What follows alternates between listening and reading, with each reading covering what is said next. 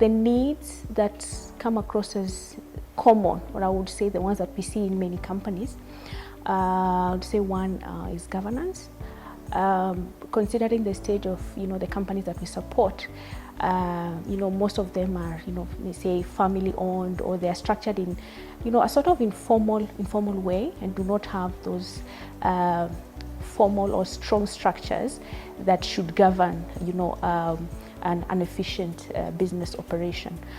So this is one of the areas that we see many companies needing a lot of support, just in terms of structuring a board, and actually appreciating the value that such a governance structure brings to the company.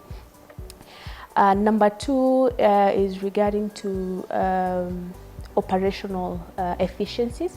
So to what extent does a company have manuals and policies and structures that actually guide the way of doing business? So we're talking about HR manuals, operation manuals, production manuals, risk manuals, finance manuals. So basically, how can the company embed formal structures that can make them be more efficient, or operate more strongly. And then I say the third one would be investor readiness and fundraising, because as an investor, we are always very interested in ensuring or seeing these companies scale and grow. And this means that they need more capital than even what we give them. And so one of the needs that we see, even as we start engaging the companies, is getting them to understand what they need to do to prepare for other investors. Most entrepreneurs, and especially those that are in the early stages of investment, do not understand or are not fully aware of what investors are looking for, and so do not know how to position themselves in the market to attract the investors that they are targeting. They might also not know which investors are out there that will be a good fit for their business.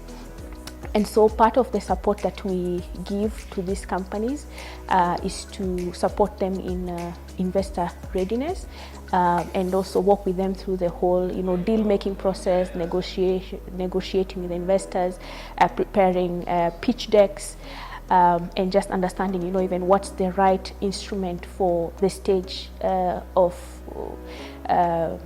for the stage of growth where they're in as a business. So that's also the kind of support we provide. So I would say, those would be like my top three. But of course, the business needs are quite broad, and especially considering we're investing in 5 sectors and we have very different models and different market forces. So it's quite a broad spectrum.